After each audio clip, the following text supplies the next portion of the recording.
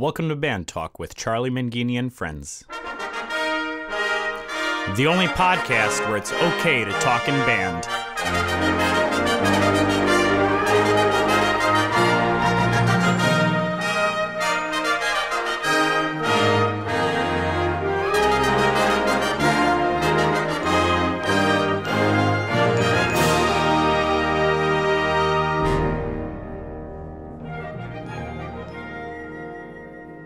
On this podcast, you will be able to hear conversations with some of the greatest names in wind band conducting, composing, and arranging. We'll also visit with great college, high school, middle school, and elementary band directors to get their thoughts on various aspects of being a band director. We'll have regular check-ins with instrument specialists, music dealers, and instrument repair professionals. And if that's not enough, we'll even have regular conversations with Dr. Tim, who will help keep us motivated. That's Band Talk with Charlie Mangini and friends. And now, here's Charlie.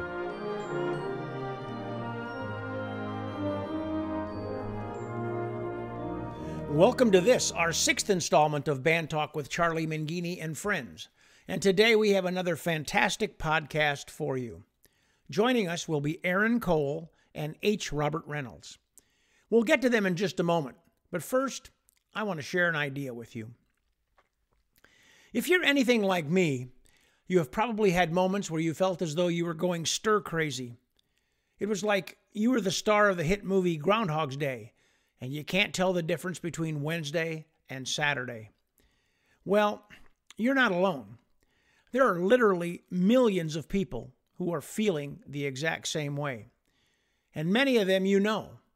Many of them may have been your former teachers or colleagues, someone that helped you get your start, or provided encouragement to you at some point in your career. Since you have some extra time at home now, this is the perfect time to reach out, to reconnect with them, to let them know you are thinking about them, and recall the times you had together. Try to remember a particular story that brings to mind how they helped you along the way. Conversely, if there was a time when you ended your relationship with a disagreement of some form, now is the perfect time to reach out and rebuild that bridge. You don't have to go into full apology mode.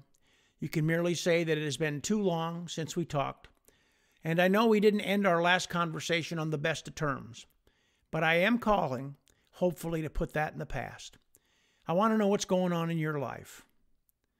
Robert Fulghum wrote a fantastic book in 1990 titled All I Really Need to Know I Learned in Kindergarten, and it was published by Villard Books.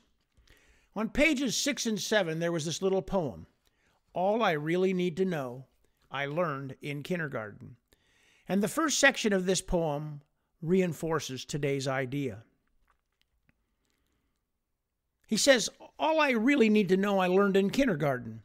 All I really need to know about how to live and what to do and how to be, I learned in kindergarten. Wisdom was not at the top of the graduate school mountain, but there in the sand pile at Sunday school. And these are the things I learned. Share everything. Play fair. Don't hit people. Put things back where you found them. Clean up your own mess. Don't take things that aren't yours. Say you're sorry when you hurt somebody. Wash your hands before you eat. Flush. Warm cookies and cold milk are good for you. And the poem goes on. You can find it online and read it. But today, do yourself a favor. Call an old friend. Call somebody you may have hurt. Then flush, go wash your hands, and have some warm cookies and milk. You'll be amazed at how you feel.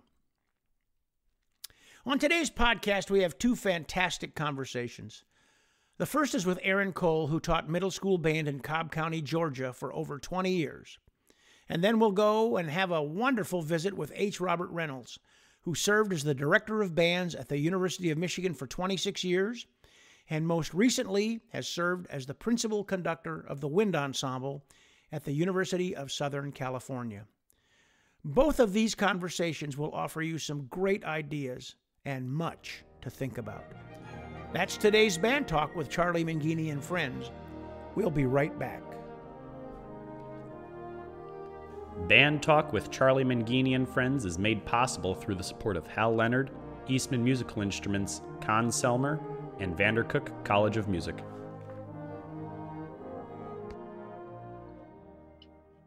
It's a pleasure to have Erin Cole joining us on today's podcast, Band Talk with Charlie Mangini and friends.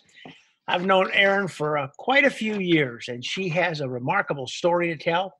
And Erin, welcome to the program. Thank you, Charlie. I'm really glad you asked me to be here. So Erin, many people may not know you, but so let's start right now. What are you currently doing? So right now I'm a senior educational consultant for Con Selmer. I'm also a communications specialist for their division of education as well. In addition to that, I'm also an educational clinician for Hal Leonard and a contributing editor for the Essential Elements Interactive program. That's wonderful. And before that, though, you were middle school band director in Georgia, correct? That's right. So tell us where, tell us where. Tell us all about that. Sure. So I taught in Cobb County, Georgia, just north of Atlanta, for 22 years at Tapp Middle School. 22 years at Tapp Middle School. So how many kids were in the program? Anywhere between 450 and 500 typically. 6th through 8th grade, that is. And did you do that all by yourself? Oh, no. No, for many of those years, well, I'll be honest with you, my very first year as the head director, I was by myself for about the first half of that year. That was sink or swim, figure it out. But after that, we were very fortunate to have a fantastic music supervisor, Gary Markham, who made sure I got help. And I started off with one assistant, and then I got two. So for a long time, I had two assistants with me. Well, that was fantastic. Yeah, absolutely. So, Erin, I know you grew up in a band family. Your father, Charlie Brody, incredible teacher, guy who's still active in the profession. And so now that you're a professional in your own right, you used to be called Charlie Brody's daughter. Now they refer to Charlie Brody as Erin Cole's father. What things do you remember from those formidable years growing up in a band director household? That's funny. Actually, a lot. I remember a lot from those years. I mean, even when I was teeny tiny, I mean, we went everywhere with my dad's high school band. It was Hanover High School in Pennsylvania. And, you know, back in those days, it wasn't Bands of America. It was MBA, Marching Bands of America. And I just remember, you know, going to all the bus trips, all the contests, sleeping on the gym floor. I even remember when my dad was on staff with Spirit of Atlanta in the 80s. Probably the worst place for an 8-year-old to be is on drum corps tour in the summer. Learned a lot of stuff I shouldn't have probably. But yeah, good times. Good times. So when was that moment that you decided that you wanted to be a band director? You know, I always knew. I mean, there's pictures of me, they're actually pretty cute, where I'm standing behind my dad at like the age of 4 or 5 years old, conducting behind him. You know, it's never even a question. I always knew this is what I wanted to do. So even with my dad trying to talk me out of it, to be honest. Well, he should have never done that. I'm going to give him the Dickens next time I see him. He should have never done that. So you became a band director, and did your dad give you a lot of advice and help along the way? Yeah, I mean, when I would ask, he wasn't the type to, you know, get in there and just tell me how to do it. But I knew I had a fantastic resource just a phone call away. So, you know, all the time I call my dad, this happened today, or, you know, in tears, this happened today. What do I do? How do I fix this? You know. So you made the transition from being a public school band director to now kind of being for lack of a better term, a corporate resource that's still in education, working with Con Selmer and Hal Leonard. What do you hope to transfer from your days as a public school teacher to your new role of being a consultant and a resource for these folks? Well, I think, you know, a lot of what I do now are presentations at conferences and guest conducting. And even where I'll go out and do a program evaluation for school and a band program. And I think, especially when I'm doing in-services and presentations, I want to be able to give teachers some practical takeaway tips that they can use in their classrooms immediately. But, at the same time, having those conversations and thinking about some tools they can consider for the future as well. And then when I do presentations, I do want it to be, as much as I can, interactive and entertaining. I mean, I think about Dr. Tim. I'm sure we all do. We all want to be like him, right? When we give a presentation. And I want it to be worth their time. I mean, I can remember, and you can too, I'm sure, sitting through meetings and in-services where it's just grueling, sitting through these things that have nothing to do with what you teach, at your own schools. And so I get that, and I want to make sure that it's worth their time. Guest conducting, though, that's a whole nother thing, which I love doing. Love guest conducting. So, but for that, go ahead. Well, for guest conducting, more than anything, I just want it to be a memorable experience for the kids. I want the students to love the music they're playing, and I want them to have a great time. So I spend a lot of time when I get asked to guest conduct choosing the literature for, that particular honor band or all-state band, because I want it to be engaging for every section. Like, you don't want your percussionist sitting back there. They made an honor band not to sit, but to play, right? So just making sure I take the time to choose the right literature for each band. And it should be fun. Well, we hope so. That hopes it's a memorable experience for the kids. Absolutely. So when you come into those kind of situations, whether it's a individual school band or an honor band, as clinicians, I mean, we always have our radar up. And so what's the first thing you notice when you walk into one of those situations? I mean, what do you notice? Yeah, well, the first 15 minutes tells me a lot of that first rehearsal, I think, how they sound, their listening skills, their presence, all those kinds of things. When I say sound, I mean, the warm up, when I listen to what kind of sounds they're making, how strong are their fundamentals.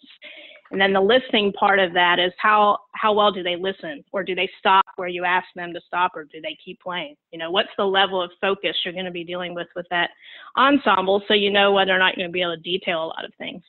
And then with the presence part of it, I think about posture. Are they sitting up? What's the body language of the ensemble? Are they squirrely? Can they sit still? Are they excited to be there? I just think you have to read every ensemble and then go from there, right? And after this 15 minutes, this, I mean, you can already tell what pieces in the folder they're going to be able to handle just based on that. So as a teacher and you've sent your students to honor bands, and I have sent my students to honor bands, what should we do as teachers to prepare kids for that honor band or guest conductor experience? What should we tell them? Yeah, I think we have to educate them, right, on what that experience is about, because it's not going to be a 45-minute class period. It's going to require an attention span that's much longer than they're used to. But at the same time, it's going to be a fantastic experience where they meet a lot of new people. And I mean, it's going to be a group of band geeks. Everybody that's going to be in that ensemble most times really bad want to be there, And I think about the imprint those types of ensembles, honor bands, and all-states had on me when I was a kid. I mean, I still remember. I think of three that stick out. I had Jay Bocook. I'll never forget that one. Jim Croft from FSU, Ed Lisk. Those kinds of experiences, once you have such a great time, you're going to want to do it again. So I think preparing them in a way, what they can expect as far as rehearsal length, but also how positive that experience is going to be. So as a teacher, when I'm, and you see this working with teachers, if you would give advice to every band director in their rehearsal, what are three things that they need to do in every one of their rehearsals? Well, first and foremost, I think it's teaching the fundamentals. Not being in a hurry, establishing a great fundamental foundation is always key, I think. It's tough to correct once young students learn things incorrectly, right? So, in having a daily routine for your warm-up every day, and maybe that also means changing it up from time to time so they're still engaged and excited about what they're doing. But with young students especially, I think the students have to buy into that fundamental program and that warm-up process. So you have to explain along the way, why is it that we're spending so much time on this every single day and never compromising on that. So that's probably my first thing, is just making sure you're teaching the fundamentals. Second thing probably would be classroom expectations and procedures. That should just be part of the culture in your band room every day. And I honestly think that students thrive when there's a clear expectation and they know what to expect in your classroom every single day. They don't have to guess, and it's a safe and positive learning environment. And then I think probably the last thing is just be engaging. Know your ensemble, have high expectations, but don't maybe approach every single band class the same way. Every band's different.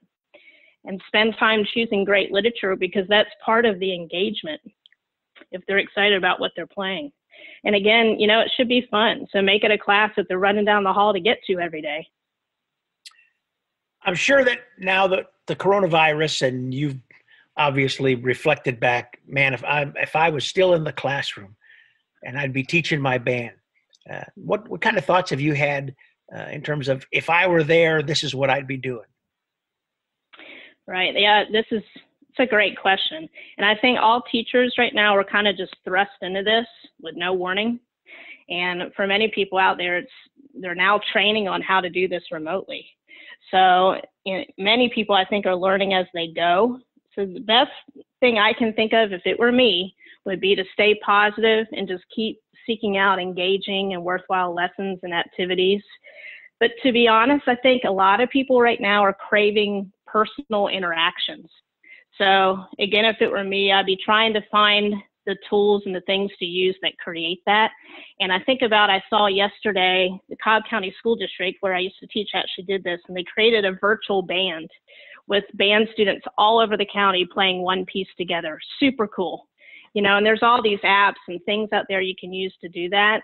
And all kinds of resources too that you can go to find it, like NAFME and NAM have all their online teaching resources. There's Facebook groups. There's one called Music Educators Creating Online Learning. That's fantastic. There's so many resources out there, but I think, I would just try and get the students together as much as possible. Let's be honest, they know the technology even better than we do. I know that early on, when we were developing the Essential Elements interactive program for the Essential Elements method, you were one of the proponents before you became a clinician for Hal Leonard and while you were still teaching at Taft. How do you think teachers can use EEI, or Essential Elements Interactive, during this time?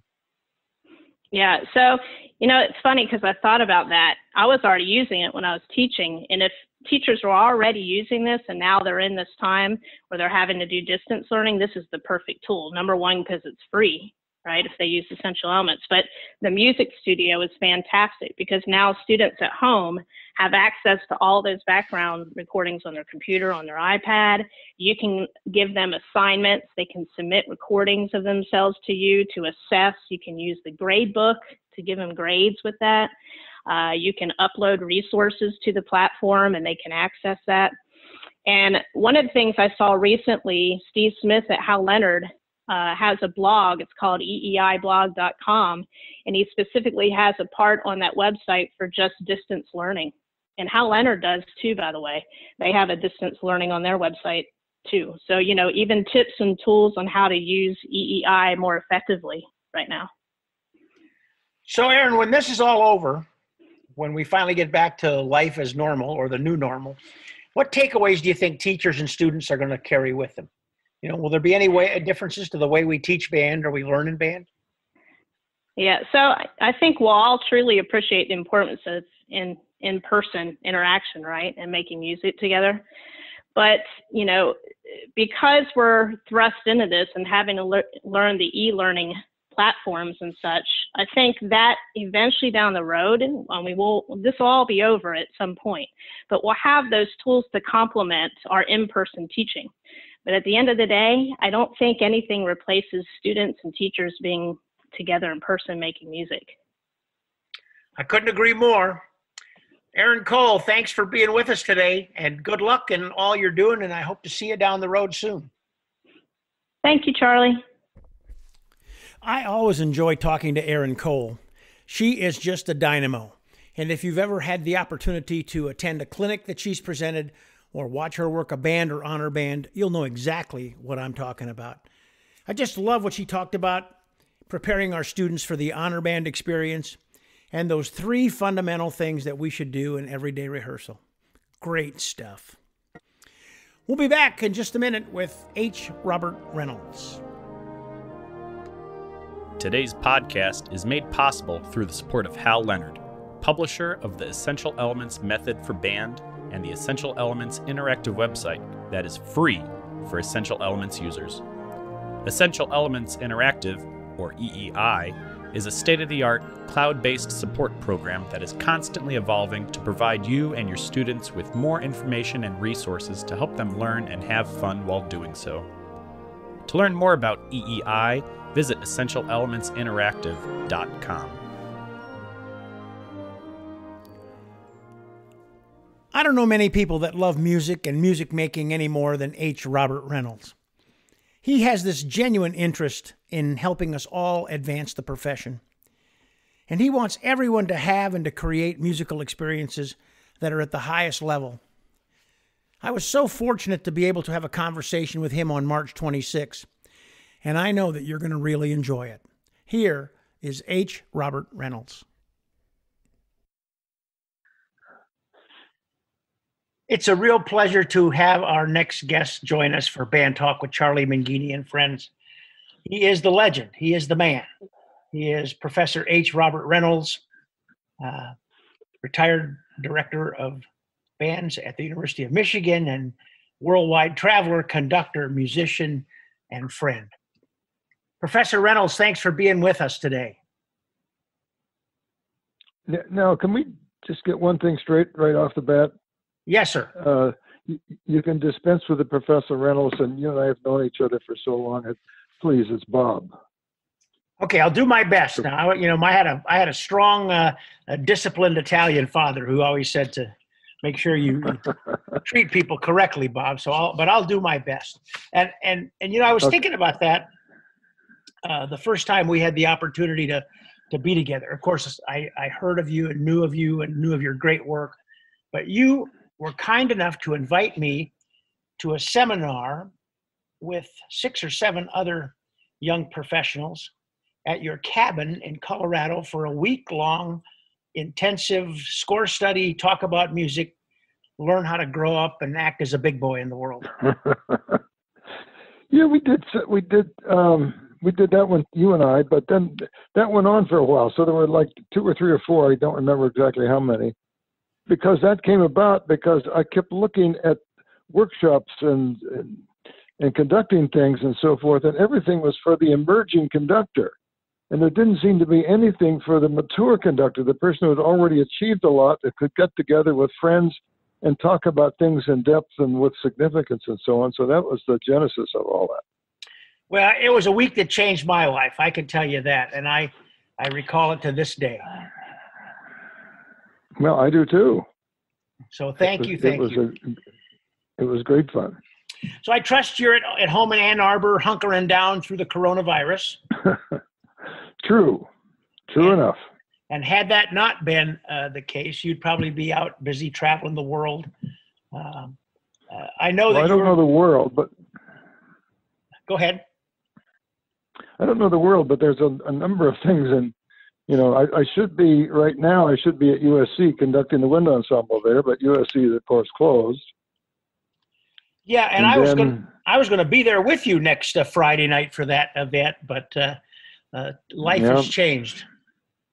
It certainly has.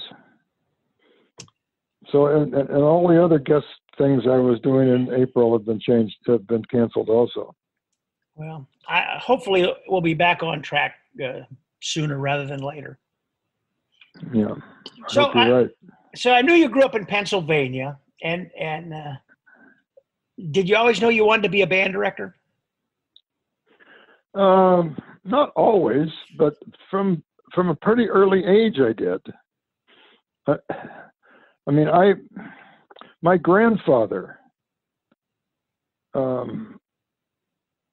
told me, and my mother told me, that I was going to get the most fantastic Christmas present. And so I thought it was going to be a bicycle or a baseball glove or something, I really wanted a tent. I don't know, some guy thing.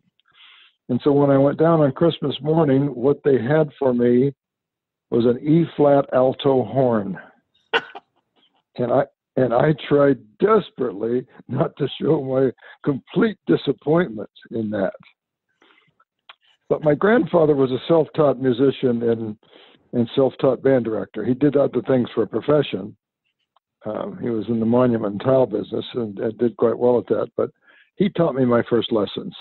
And then I kept going, and somebody, my band director, convinced me that I really shouldn't be playing the E-flat alto horn. I should be switching to the French horn, which I did. And so was that Go ahead. Go ahead. No, that was what I did in late junior high, early high school.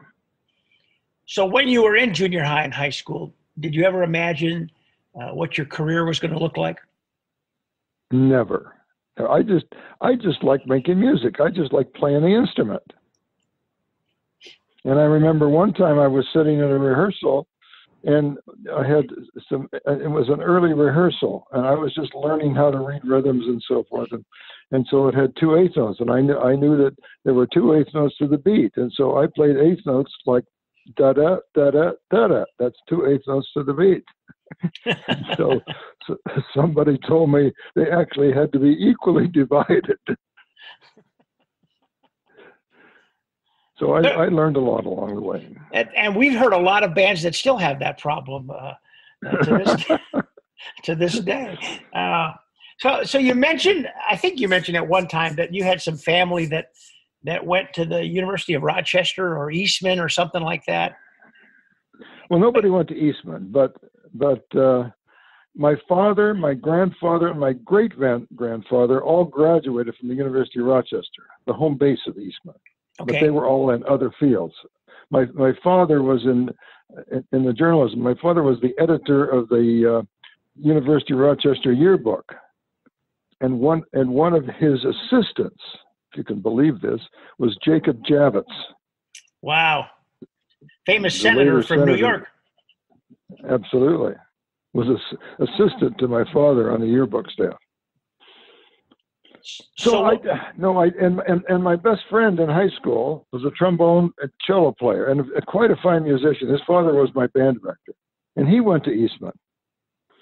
So I should have gone to Eastman. So what made you choose the University of Michigan? Well, first of all, I didn't choose the university. I didn't choose Eastman because my band director kind of helped me, said, you should play in district bands and all-state bands and all-state orchestras and so forth. So I started doing that, and I really enjoyed it. And I got pretty good at it. And I was, in high school, I was kind of a hotshot horn player. So during my early senior year, I was playing horn and principal horn in the all-state orchestra. And we were doing the Hanson Romantic Symphony, which has a lot of horn solos, and the conductor was from Eastman. So at one of the breaks, he came up to me and he said, "Young man, I think you do very well at Eastman, and I hope you consider that." And I thought to myself, if you're the main conductor at Eastman, that is the last place I want to go. But he wasn't the main conductor at Eastman. He just thought the classroom music ed. I don't know why he was conducting. I just assumed if he was conducting the Pennsylvania All-State Orchestra, he was the top dog conductor at Eastman. So I went to Michigan by accident. Okay. My high school band director, who was quite good and helped me a lot. And I tried to convince my mother and my family that I should go into music because I loved it so much. And my high school band director said, "Well, there's this music camp up in northern Michigan called the National Music Camp at Interlochen. Why don't you send him up there and see how he does and see if he likes it? It's 8 weeks music all day long. And we'll see if he is fed up with it by the time he comes back or how well he did and so on." So I did that. And so while I was up there, I noticed that a lot of the really best musicians were going to the University of Michigan. And I didn't know where to go, but I thought if all these really good players were going to Michigan, that must be a pretty good place. So I applied to go to Michigan and got in. So I went to Michigan to be the best high school band director I could be. And I went there without ever knowing who the band director at Michigan was. And that band director obviously was Dr. William D. Ravelli. Absolutely. Yep, I learned quickly who he was. So what was your first interaction with Dr. Ravelli? Well, it was before that, actually, because I thought of myself as a hotshot high school horn player in Pennsylvania. I showed up and played an audition. I thought it went quite well. And as I was walking down the street to go to where they were posting the results of the auditions, people were congratulating me. So I thought, well, I didn't expect to be first chair right away, but it looks like that's what's going to happen. So I went down and I looked at the list, and in the top band, the symphony band, there were 8 French horns, and I was 8th. I couldn't imagine there were 7 better players than me. Until I showed up. I thought I should get there a few minutes early to, find my place and get set and so forth. And I barely got there in time to start the rehearsal, because what I didn't know was Ravelli always started his rehearsals early. And his famous saying was, to be early is to be on time. To be on time is to be late. Yeah. And we were always early. And we've all used that a million times. Sure. So I'm sure that you have a million Dr. Ravelli stories. You got any you could share? Sure. Yeah, a few. I mean, first of all, I want to say that every story you've ever heard about Ravelli, the best ones and the worst ones, they're all true. And I sat there for 5 years in his group.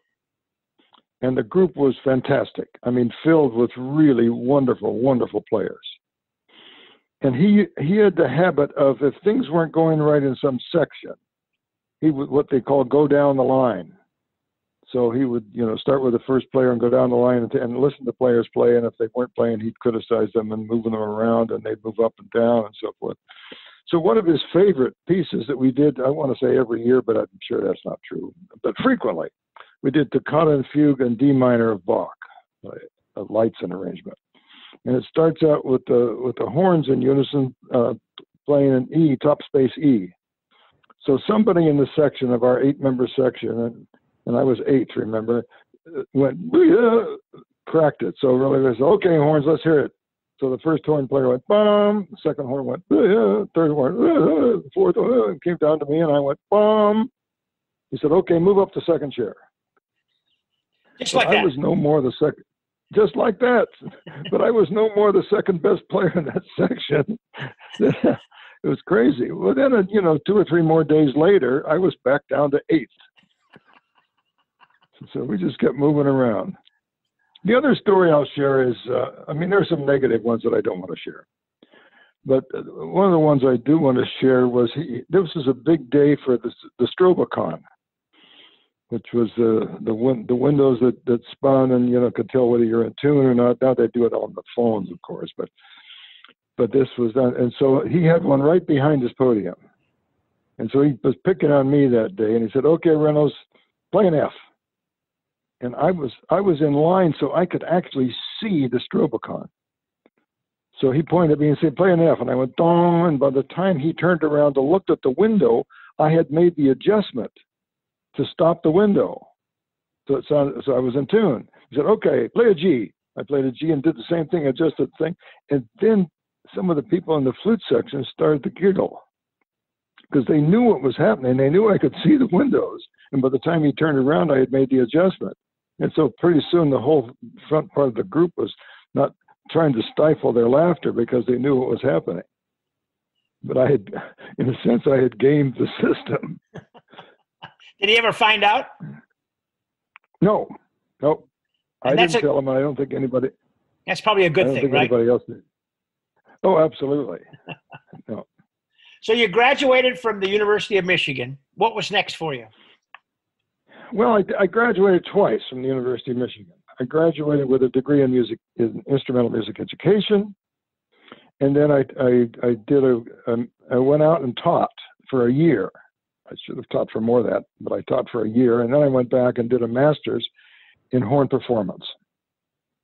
Because I figured one degree in music ed was sufficient, and I wanted to get a degree in a different kind. It was actually wind instruments, my master's. So I had to achieve a higher level in trombone and tuba and trumpet, as well as horn. But that year I went out, the first year I went out to teach was in a place called Onstead, Michigan, southern Michigan. It was a community of 600 people.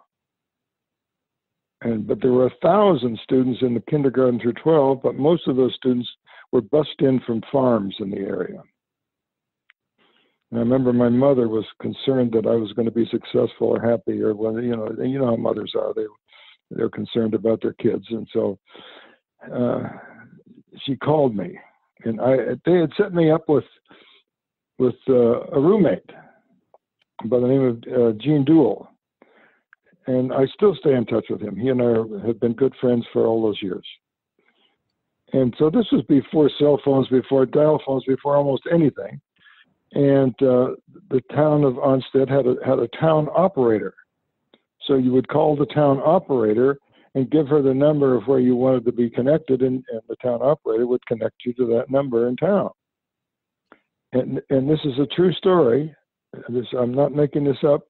My phone number was 6. And when my mother called, I told her I'd written a letter and told her how to do this, and she called and she said, "I'd like number 6. And the town operator said, "Would you like Mr. Duell or Mr. Reynolds?"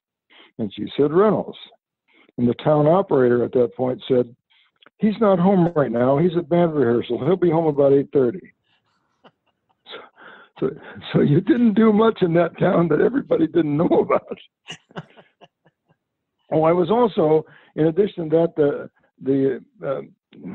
the second basketball coach. Gene Duell, my roommate, was the head basketball coach, and I taught junior varsity basketball and played on the Onstead town basketball team. Geez, Michigan so should that have was my first job. Michigan should have hired you after they got rid of Beeline, huh? No, that coach is doing okay. Yeah, he's doing good. He darn right. So you go from Michigan and you end up in California. Right. And so what was that motivation? How did that happen? Well, Ravelli periodically in rehearsals would comment like, "Those so-and-so, I just got so-and-so this job at here, and I just got so-and-so the job over here, and I got a so-and-so the job over here." And he was very proud of that. And I can understand that. Everything was right about that. But I didn't want to find out at the end of my career that I had either been successful or unsuccessful because of Ravelli. I felt I needed to do it myself. And so he had never said, "I got this job for this person in California." So I just went to California. And you were at Anaheim High School? Well, yes, I was, but that's not. I applied for jobs. Of course, there was no internet or computers or anything like that. But so I got information about jobs in California and applied for a job in the Long Beach school system. And they told me that we can't hire anybody just on the basis of an application, but your resume looks quite good, and we'll hold this job for you until you come out for a personal interview. Which I did, and I interviewed with them, and they said, "Yes, you can have the job. It's a 6-month substitute job until the regular teacher gets out of the armed services." And I said, "I can't accept that." So I was in California, married. My wife was about ready to deliver our first child, and I said no to that job. And the person was very nice. I interviewed. I said, "Well, where would you apply for a job?" And she said, "Well, I hear there's a lot of jobs open in Orange County. You might try the Orange County Department of Education." And she gave me the name of this woman who I still remember her name. I never met her, name of Erin Cole. So I called Erin Cole and said, "Do you know of any jobs in Orange County?" And she said, "Yes, I think they're looking for a band director at Anaheim High School."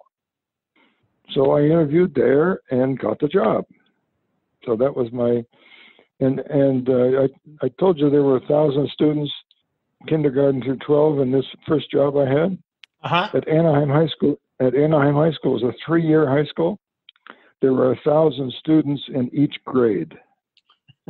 It was like starting over. It was like culture shock. Absolutely. Yeah. I mean, there were 10,000 people showed up for a football game. Amazing. At a football game in Onstead, they had little wooden stands that nobody sat in. People from the town just walked up and down the sideline following the ball. So anyway, we tried to develop a pretty good band at Anaheim High School and did.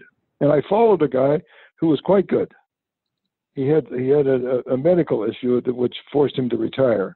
But he was very helpful to me, and I appreciate him so much. In fact, the auditorium at that high school, Cook Auditorium, was named for Bill Cook, my predecessor there. Quite a fine gentleman. So we could spend quite a bit of time talking about your successes in California, and then you went to the University of Wisconsin, and then you end up at the University of Michigan. So just in the interest of time, and maybe another conversation we'll talk about those California, Wisconsin days, but you go back to we should at some point we should talk about the Long Beach State days. Well, those are interesting days. But go ahead. No, go ahead. Talk a little bit about that. Well, my first college job was the second band conductor at Long Beach State. They'd had only one conductor there, John Green, who was a great person. A person more like Abraham Lincoln than anybody I've ever known. Anyway, he became chairman of the department, and so they wanted to hire a second person. So they hired me. They were looking for either a brass person or a percussion person. And it came down to two of us, myself and Bob Winslow. Bob Winslow was teaching at Santa Monica High School, and I was teaching at Anaheim High School. Bob Winslow then went on to UCLA and then North Texas and became quite a fine band conductor. But it came down, and Bob Winslow's Santa Monica band was actually better than my Anaheim band. And I was playing a lot of French horn at that time, playing Pasadena Symphony and gigs around and doing a lot because I didn't want to stop playing. But Bob Winslow was subbing with the LA Philharmonic. So his credentials were better than mine. And I figured that the reason I got the job was because the head of the music education department at Long Beach State, his name was Bob Winslow. And they didn't want two Bob Winslows on the faculty at the same time. Anyway, I learned a lot, and I had terrific students. We thought it was good at the time, but we didn't know how good. A trombone player who played trombone in the concert group played bass drum in the marching band. He later played bass trombone, just retired not too long ago, played bass trombone in the LA Philharmonic. Wow. First trumpet player, Burnett Dillon, you've heard a lot. Everybody's heard a lot because he's played most of John Williams' movies and all kinds of movie things. Alan McMurray was in that band. Eugene Corporon was in that band. Karen and Richard Carpenter were in that band. Karen played percussion and Richard was the pianist. Amazing. So we had some, and Wes Jacobs, who was later a tuba player with the Detroit Symphony, was in that group. I mean, it was something. So I learned a lot, and they learned a lot. And I remember we were doing something. We were playing the Hindemith Symphony, and on the back of the score or the cover of the parts was this other piece by Hindemith, concert music for wind orchestra. I didn't know anything about it. I asked the group, does anybody know about this piece? No. So we decided we'd just order the piece and read it through to see what it was like. Well, see, it's one of the major contributions to wind literature. So it was like that sort of exploration. But I learned a lot from that group. I learned a lot. And I learned a lot from John Green, my mentor and predecessor there. So from Long Beach, you went to Wisconsin. I went to Wisconsin, absolutely. And then from Wisconsin, go ahead. And in each case, from Anaheim, I took the second band at Long Beach State. My Anaheim High School band was better than the second band at Long Beach State. When I went from Long Beach State to Wisconsin, my Long Beach State group was better than the University of Wisconsin. And this is going to be a shocker to you. When I went from Wisconsin to Michigan, my Wisconsin band was better than the Michigan Symphony Band. I can tell you why that was, but it shouldn't have been that. It shouldn't have been that way. But yeah, I know that reason too, but we're not going to go there. Okay. All right. So you went back to the University of Michigan. Yes. What kind of pressure did you feel, or did you feel any? Oh, no pressure whatsoever. It was easy as pie. Of course, Dr. Ravelli was still alive at the time, correct? He was still alive, and during those first few years I was there, I had him guest conduct a group every year. That's great. Yeah, because I thought that's what should happen. So. And was he free to give you advice? Oh, he gave me a lot of advice, and there were times when it wasn't pleasant to hear. In fact, he did it one time in front of a whole group of people, of my colleagues. Oh boy! And I went to his office the next morning and said, "We have to have a talk about this," because he was complaining that the marching band director, because up until that point, the director of bands, including him and the person that followed him up until me, had been also in charge of the marching band. And I thought, I didn't want to do it that way. I thought there should be a specialist doing the marching band, and I would specialize in the concert music and oversee the whole band program. Well, he thought that was wrong. He said, there's more people know who the marching band director is than know who the director of bands is, and that's not right. I understand his point, but what I said in return, which I don't think he appreciated, was, well, there's more people know who the football coach is at the University of Michigan than know who the president of the university is. But that doesn't diminish the value of the president of the university. So we didn't always agree, let me put it that way. So there was pressure because people expected immediately they'd hired a Michigan guy, and they expected an immediate transformation from what it had been before I arrived to what it could be. And how many took a while. And how many years were you at Michigan, Bob? 26. Wow, that's great. Wow. Yeah, I had a great time. I mean, I got a call at the end of my first year from the University of Wisconsin because they'd hired people to come in and guest conduct for a certain amount of concerts, and so they didn't hire a regular person in the first year. So they called me at the end of the first year and said, are you happy at Michigan? And I wasn't, and we'd like you to come back. Well, I didn't think I could go back. I didn't think that was the right thing to do. I was told by his people, I value their opinion, that you just can't go back.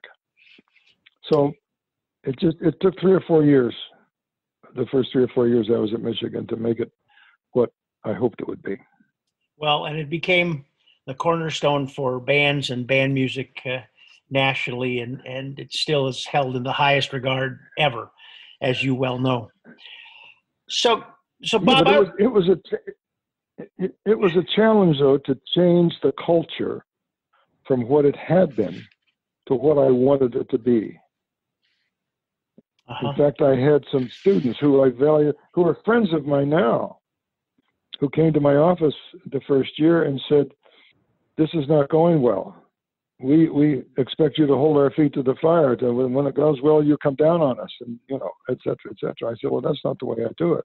I said, you come back and see me, 6 months from now, and we'll talk again. And 6 months from then, they came back and said, okay, now we understand what you're doing. But it took time to change the culture. And patience is not.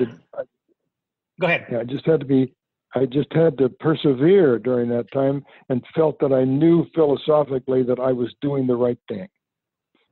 Yeah, and that happened primarily because I read a book when I was at Anaheim High School. And the book was of the title of Music and Music Making by Bruno Walter. And one of his major tenets was, if you treat people with hostility and anger and so forth, it'll either result in their resistance or their lack of ability to make music. I'm paraphrasing. That wasn't the direct quote. That's a great book. I book. should tell you, it is a great book, and I value it highly. I should tell you, sorry to get off the subject here, but in my very first job, I got a present from my Onsted high school band at Christmas time. And I thought that was very nice. It was a bright red ski sweater, and inside it was a card, signed by the band. And the card said, "Here is a sweater to match your temper." And that got my attention, because I was doing it the way it had been done to me. And I didn't change that until actually I read that book by Bruno Walter. And that changed my whole philosophy about things. And I've never been sorry about that. Wow, that's great. So I'm going to change the subject here a little bit. I was talking to our good friend Gary Green on a previous podcast, and he mentioned that after he played Ingolf Dahl's Sinfonietta with his high school band, he later heard a recording of David Maslanka's A Child's Garden of Dreams, and that piece of music kind of changed his life. It altered his direction. So was there one work that changed Bob Reynolds' life?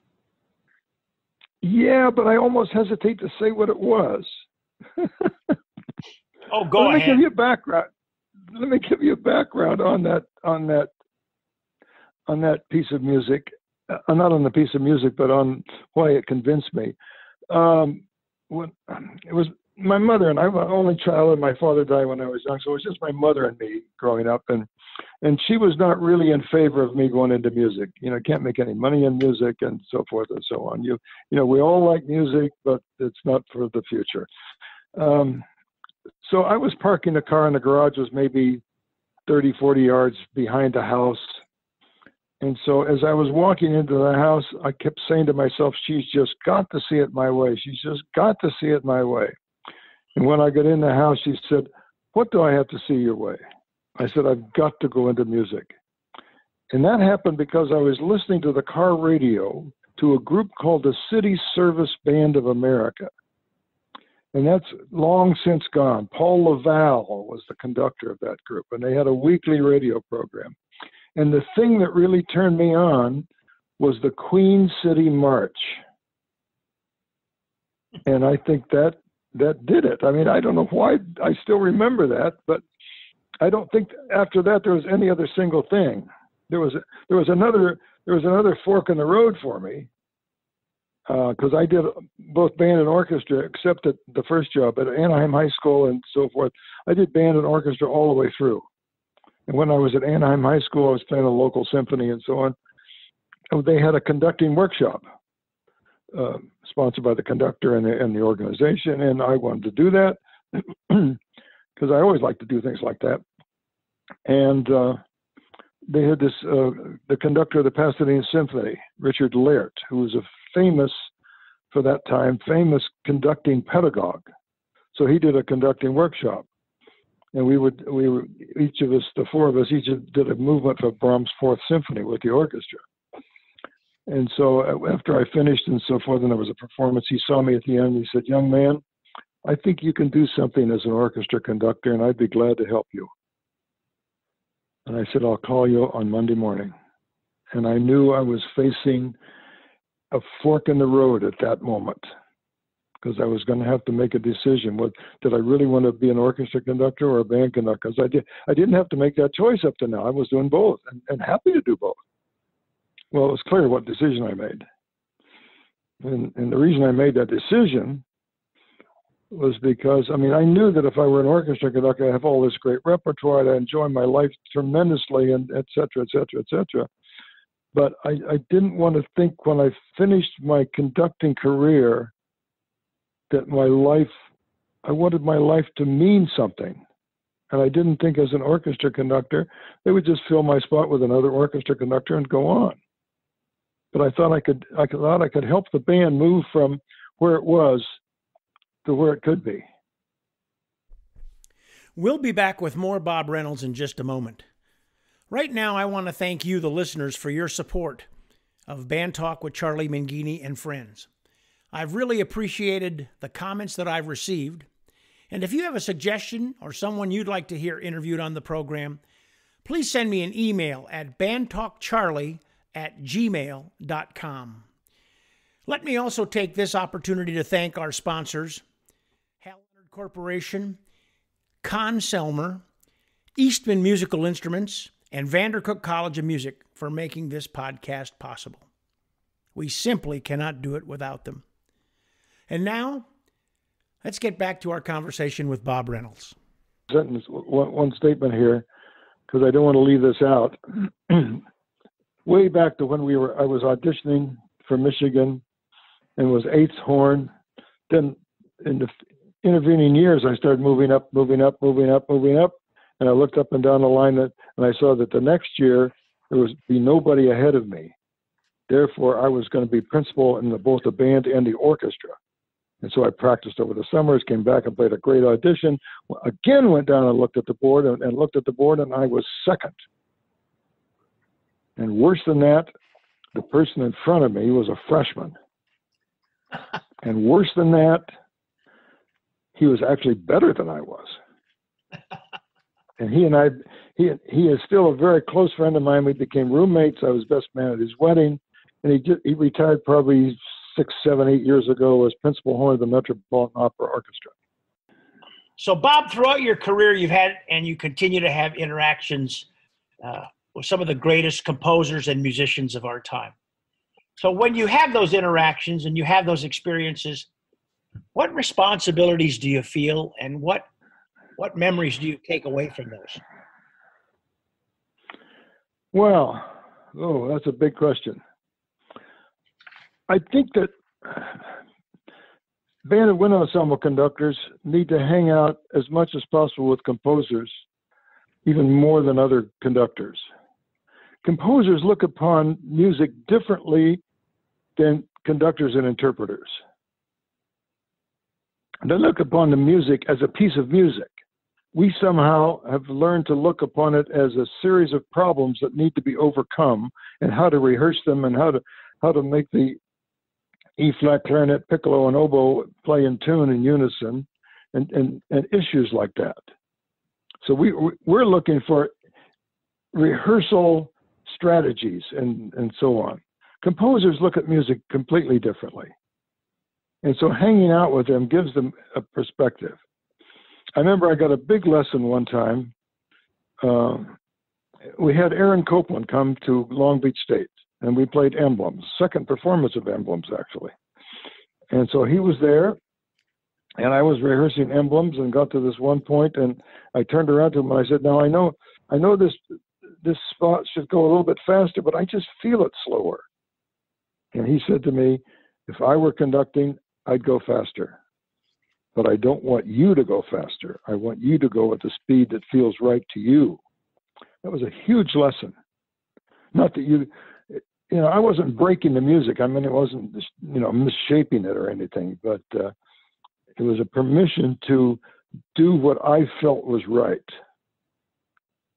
I've got a bazillion stories about composers because I love hanging out with composers and interacting with them. And I made a list here when you gave me the list of questions. So, Bob, you're married to an incredible lady, Kristen, who is a terrific oboist in her own right, an outstanding musician. Absolutely. So what have you learned from her about being a musician? Well, I've learned that you should be, and this is not something I didn't have already, but she highlighted it, that you should be really nice to the players. You'll get more from them if you are good to them. That doesn't mean you have to be their buddy, and hang out with them and have a beer with them afterwards or so on, but you have to be kind to them. You have to shape your words of improvement so that they feel like you're on their side, because she reacts to because she plays a lot of professional things around. And she always, one of her first comments is, this conductor is really good to us. He can bring out the most in us. And it's always because the personality of the conductor is not challenging their respect. It's feeding from the respect. So that's the main thing. It's a great lesson. I've also found out what a really good oboe sounds like. Okay, so let's say that you're playing golf and you got a mulligan, you got a do-over. Is there any one moment in your career you'd take a do-over on? There's a few moments. They're the same kind of moment, but there are a few moments. And the moment for me, and I don't know how to describe this exactly, but I'll make an attempt at it. My wife and I have been married almost 30 years, and I would have waited for her. I should have waited for her. Instead, what happened is I got married too many times because I was putting all my energy and all my focus on my profession. I was trying to be successful, and that caused all kinds of issues. So waiting for her or having a balanced life. My early life was not balanced. It was too much professionally oriented. That's great. That's wonderful. Yeah. So it wasn't wonderful at the time, but go ahead. No, it's just wonderful advice for people because they need to hear that. We all need to hear that. You know, we're so much more than our job, you know, and we need to be more than our job. Yeah. Yeah. So my advice to people would be, when you're home, you should be home and not at your job. So speaking of jobs, what are we doing better in our profession now than we ever did? Things. The groups are much better. The players are much better. I mean, groups around the country are playing almost at a professional level. I mean, it's remarkable how good they are. It's crazy how good they are. I think that's a big thing. And what are the next steps? Where do we need to take this? Well, the reason they're so good, it started, during Ravelli's time, actually, because he and some other people thought that band contests would help raise the standards of bands. And they were right, because band standards were really low, because they, concert in the park kinds of things, and a few players get together and play badly out of tune and so forth. So those band contests help bands improve greatly. And what's happened is that same positive influence of contests has been the downfall of bands now, in my estimation. I think what we should be doing is making music the highest priority, not making cleanliness the highest priority, because you can keep rehearsing and rehearsing. You can never stop rehearsing all the things that need to be corrected.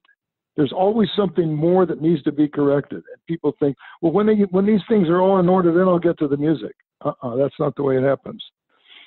It's like saying, when my left arm is fully developed, then my right arm will grow. All these things in music grow together. So I think we should be making should be more important to the music teachers and conductors to be really good musicians themselves and listen to music that's not band music. There's nothing wrong with band music, but they need to broaden out beyond that, and then be as musical as possible. I did a series of lectures for the Texas music educators a few years ago, and they wanted recommendations. And so one of my recommendations was add a judge at the festival. And all that judge's responsibility is to adjudicate the depth and significance of the music making, because that is the thing that's missing the most. And it's evident when you hear groups. You can hear that.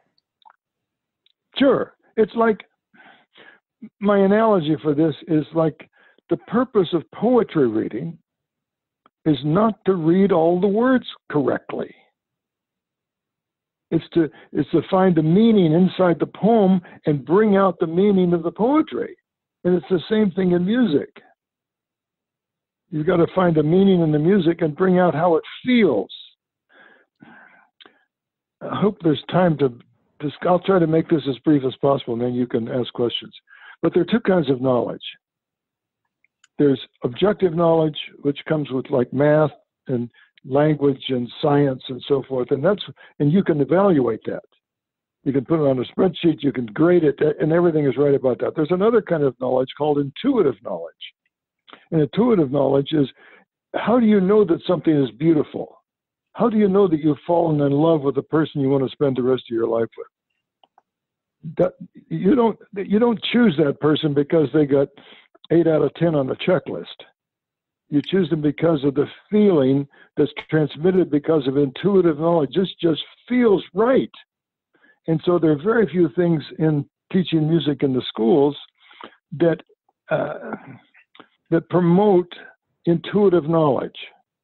And so we have to go in that. So how music feels is extraordinarily important. So I think that's where we need to move in that direction. It's kind of the last frontier. Yeah. How does the rest of the music world make music? How do the great singers make music? Be one of those.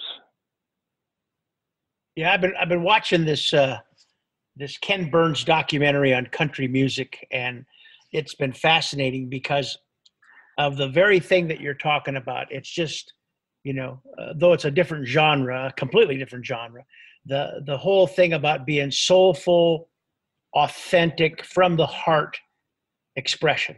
Absolutely. Absolutely. Be real. Yeah. My aunt, bless her soul, not alive anymore, obviously, but my aunt used to get great joy in painting by the numbers.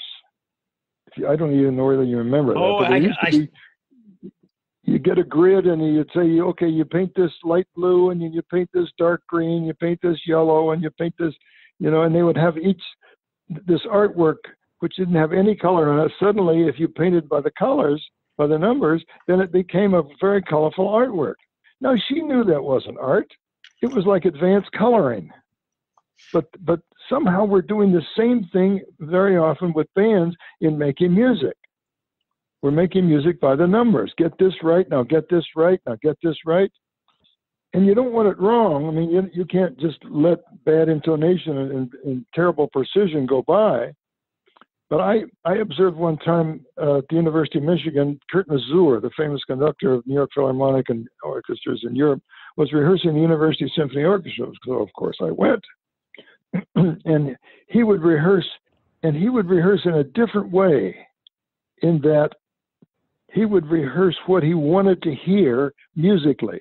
And then if something interfered with that, like wrong notes or bad intonation, then he'd feel like he had to go on. I don't want to be diverted, but I have to, correct this lack of precision here.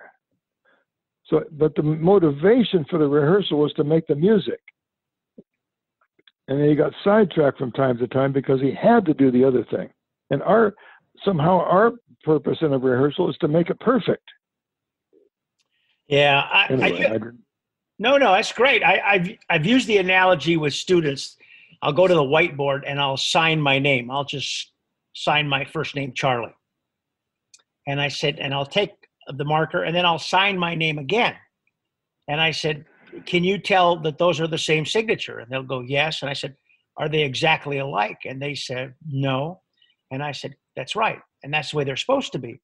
I said, but when I hear you play, so often we go to that first signature, and then the second time we try to trace it. And we do such a bad job of it. So we're trying to make it perfect. We bring tension to our playing. We make wrong notes. We don't allow the music to live. Right. Good. Right. So you can't make the same crescendo the same way every time. You can't make the same retard the same way every time. Right. Yeah. So what ideas have we moved away from in this wonderful profession? Anything What we moved away from? Yeah, that we need to bring back. I don't know if there's anything we moved away from. I think we just have to go. We have to be more musical. We have to be like the rest of the world making music. Yeah. And we're not. Hang out with composers. Hang out with composers. Okay, last question, because you've been so gracious with your time. So what advice would you give a 21-year-old Bob Reynolds?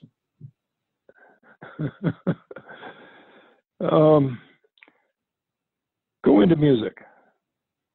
It's ideal. You get to do what you love and you get paid to do it. It doesn't matter. You don't have to be the director of bands at the University of Michigan to be happy and to contribute. And I guess I always felt when I got to Anaheim High School, I was in my last job. It's just other things happened. But the thing I mentioned earlier is the advice I'd give a 21-year-old, and that is have a balanced life. Don't let what happened to me happen to you. Bob Reynolds, so you are my dear friend, and I treasure the time we get to spend together. I treasure those phone calls I get from you every once in a while, and the ones I make back, and having the opportunity to be with you always makes my life richer. And you've made a lot of people's lives richer by having the opportunity to know you and study with you and to play under your baton and to hear your beautiful music. So please give Kristen my love. I will, and back at you, Charlie. Well, thank you. Give Kristen our love, and Wanda joins me in sending our best to you, and we'll hope to see you soon. Okay. Nice to chat with you. Bob Reynolds. Wow. Every time I have the opportunity to talk to Bob, I come away a more thoughtful musician and a better person. He is really a treasure to our profession, and we all owe him a great deal. Well, that's it for Band Talk with Charlie Mangini and Friends. Next week, we'll have a conversation with Dr. Tim and Scott Rush, who share some information on their new leadership book, Pathways to Success. We'll also have an in-depth conversation with the principal trombone of the New York Philharmonic, Joe Alessi. And we'll wrap up next week's show with a conversation with Dr. Rob Franzblau, who wrote a book on what you can do as a teacher to help your students major in music. That's Band Talk with Charlie Mangini and Friends. Thanks for joining us. We'll see you next time.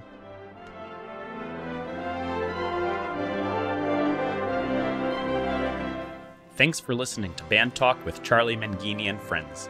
If you would like to send a question to Charlie or have a comment, please send an email to bandtalkcharlie@gmail.com. We hope you will let your colleagues, students, and friends know about Band Talk with Charlie Mangini and Friends. Thanks for joining us, and we look forward to being with you again soon.